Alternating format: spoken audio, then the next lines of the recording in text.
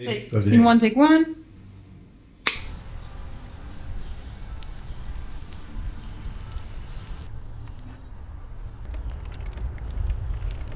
I work outside in the landscape. I also make small oil paintings on shellac cardboard from selfies that people send me. There is like this attentiveness and this tenderness in relationship to looking that is apparent in both the landscapes and the selfie project. I'll usually do at least one lap around the pond, so I can see like what's happening with the light. So is it like the shape of the water? Is it the shape of a tree? I want it to feel more about a moment, more ephemeral. I usually use a pretty limited palette: yellow ochre, Mars black, titanium white, delft blue, Chinese vermilion. And then I will add on lemon yellow and a cadmium red light. And then brown pink too. Kind of like brewing beer, like you can get any flavor without adding like banana or berries or whatever. It's all chemistry. It's like the same for color theory, and I like that.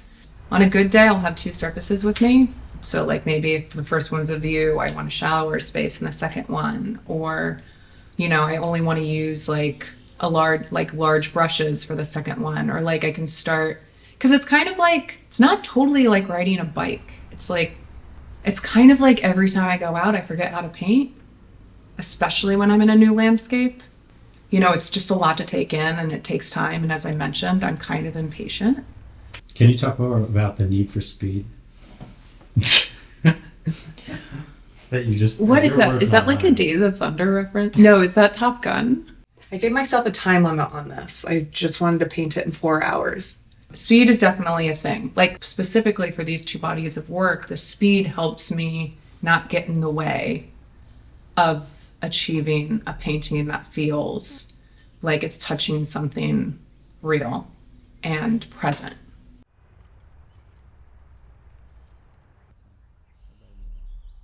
This is my painting professor that I love very much, Robert Kingsley.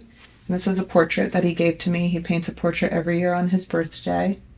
A dear friend of mine who's an artist, she was home in Indiana recently and collected like pigment rocks and made me a homemade watercolor palette of the landscape that we grew up in. This is like an older painting I did. I was really into painting asses and insects. And then this was like a birthday painting that I did that I really like, this tulip.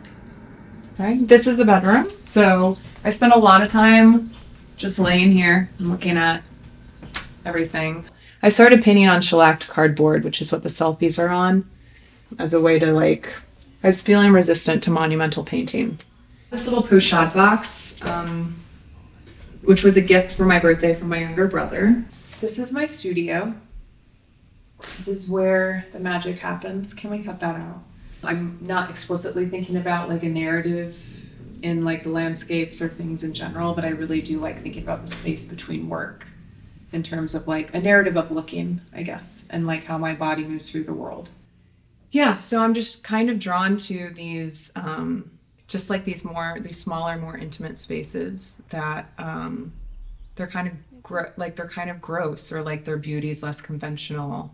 Like these things that feel like they're not to be shared, you know, something that, it's like a moment. There's an intimacy in this like very like direct one-on-one relationship between like myself, the landscape, myself and the submitters, and then like the work and the viewer.